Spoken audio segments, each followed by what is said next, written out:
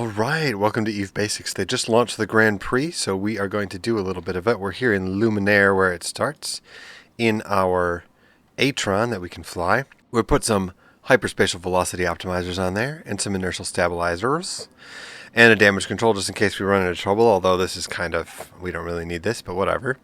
Then we've got a compact EM shield amp, and we've got a medium shield extender, and a micro warp drive. I didn't really know what to do with these mid slots. You can just be fine. You'll be fine like this.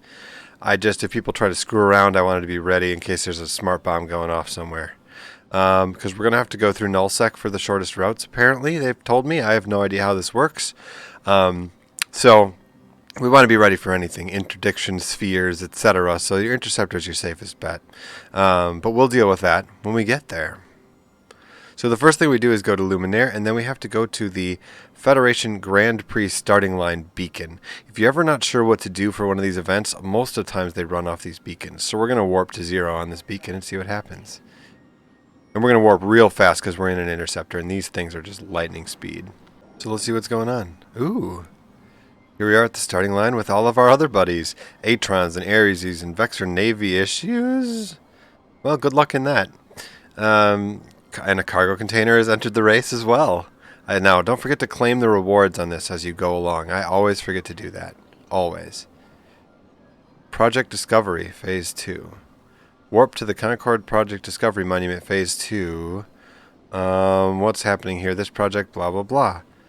Okay, so we're going to go to Pakshi, set our destination there. Alright, follow the yellow dots. Here we go. See you in Pakshi. I wonder how many exoplanets we actually found as a team. I did a lot of Project Discovery back in the day when exoplanets was happening. I do a lot of it now too, but I did then as well. I used to be an alcoholic. I still am, but I used to be too. And here we are at Project Discovery Phase 2. Let's check it out. Oh, neat. Claim reward, don't forget to do that. Here we go. Oh, it's starting to break up. We're off. It's a really pretty little monument there.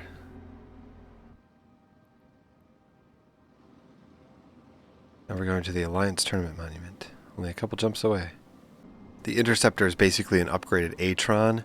You can use it for PvP tackle. It's really fast, pretty sturdy. And the main thing in Null is that it's immune to Interdiction Sphere Launcher and all the bubbles, basically. So that's why you use it in nullsec. It's also very useful other places for tackling and fast aligning and fast warping, but especially good in nullsec because you can't get bubbled, which is real nice when you're trying to just move around, going about your business. Ah, the Alliance Tournament. The old AT. Now Cass has a team in the AT almost every year. The only starter corp to have a team in the AT. We got some nice rewards for this on our login campaigns. Getting some more skins out of here. Harbinger, Omen, Vexor, Brutix. It's nice. Grand Prix Velocity Booster, Warp Booster, plus 10% Warp Velocity, plus 10% Max Velocity. Wonder why that's important. If we sort these differently, does our thing come out on top? Yeah, it does, and so I'm wondering if that's just always going to be the best way to sort if you're trying to do warps quickly, because your target Stargate will always be on top. We'll see how that goes. So we should probably make a new tab that just has beacons and Stargates on it. In our overview here, maybe that would help us, then we won't have to look for things. We'll just push, push, push. So maybe a new overview tab with just beacons and Stargates. We'll see how that works. Warp to the Black Monolith. Now we're going into low sec. This is going to get a little bit hairy here. Now, we are jumping into low sec, which means we just need to be very careful. I'm a little leery about going to this Black Monolith and getting blown up. But we shall see what happens. We will need to pay attention to local here. 21 in local with a couple flashies here. We might want to warp to 50 or warp to 20 or something to the monolith. We'll have to see. 27 in system. A few flashies here and there. We're actually going to warp to 30 on the monolith here. Not sure if that'll get it done, but I don't feel safe doing anything else in case somebody's smart bombing or something. There's nowhere to dock up, so we'll have to jump back to Central Point if there's anything.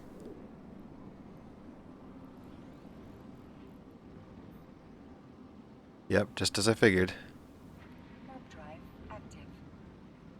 And now we're back out. Excellent. Yeah, if you don't know what you're doing, like, definitely jump like 20 or 30 km out. Because usually people aren't paying attention to that. But yeah, that's going to be a dangerous one to get to. Got to be ready to jump in and then just jump right back out. But that's a mess in there. Oh my gosh. I wonder what the farthest away you can warp and get credit is. I wonder if we can warp at 100. Maybe we'll try that on another one because, you know, you want to get out far. So probably best to make a new tab that removes cargo containers as well, because they littered that area with cargo containers so that you couldn't find your thing on the overview. So probably best to make a new tab for that. Once I get somewhere safe-ish, we'll make a new tab for the Grand Prix. I'm in Jameme. Jameme. So we're going to warp to 100 here. Eden Com gun stars. Maybe they'll blow some people up. Come on, Eden Com, let's go. So we're just going to warp to the station after we go here. Maybe we should put stations on our overview too. God, that's a mess. That's an absolute mess. So warp to 100 on those things. Don't go in there, because people are just going to blow you up. And we're back in high sec. Ah, we can breathe a little easier. Need to warp to the mysterious shuttle. We're going to actually warp at 0. Isn't that nice? What's so mysterious about this shuttle? Let's find out. Mysterious shuttle. Crazy. It looks attackable, but I'm not exactly sure what to do with it. So we're just going to kind of leave it. We can't attack it anyway. We don't have any weapons. We're a peaceful interceptor. Whoa, whoa, whoa. Whoa.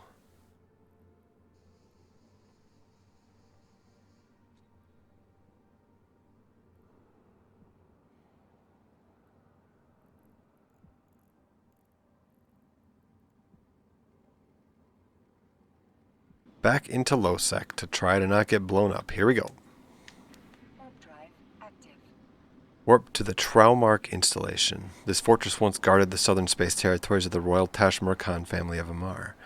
Once thought impregnable, in meaning you can't impregnate it, it fell into the hands of Sancha's nation and all attempts to reclaim it were deflected. The Sancha ship that was destroyed long ago had the following message in its ship logs. Return with the modules and nachos from the Traumark installation to outpost in EOTXL. Destroy the trespassing vessels and leave no survivors. So Salmoner looks... only 110 ships destroyed in the last hour. Huh, that's not too bad. Gulp.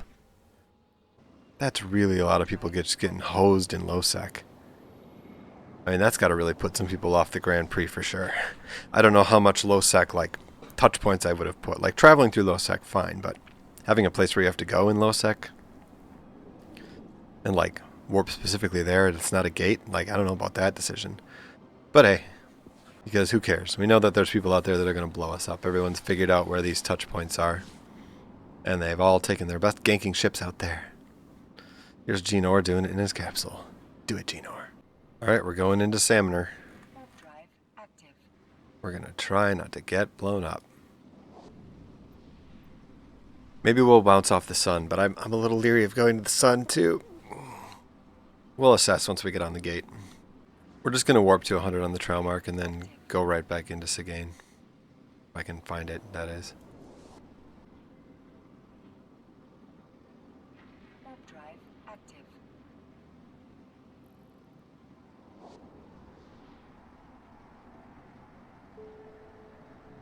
So I believe maybe there was somebody sitting close to me there. I didn't really check it out. I didn't have time. You just gotta jump. Okay, we're going back into high sec. So I will make a tab when I get to Serum Prime. I should have synced up a blueprint run with this. I'm in some portions of space I never really go to. Probably some blueprints in here that I don't have. Warp to the Elephant Graveyard. Simba. Warp to the City of God. Wow. Uh-oh, need an apostrophe. Okay, back to low sec. Let's do this. Wow, 65 local with lots of flashies. We're jumping real fast here.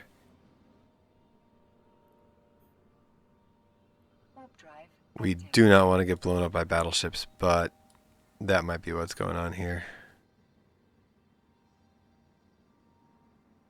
So this might be the end of our Grand Prix. Vargers. Yep. Goodbye, cruel world. Oh my gosh, we actually made it. And that's why you fit the damage control. That's absolutely disgusting that we made it through that.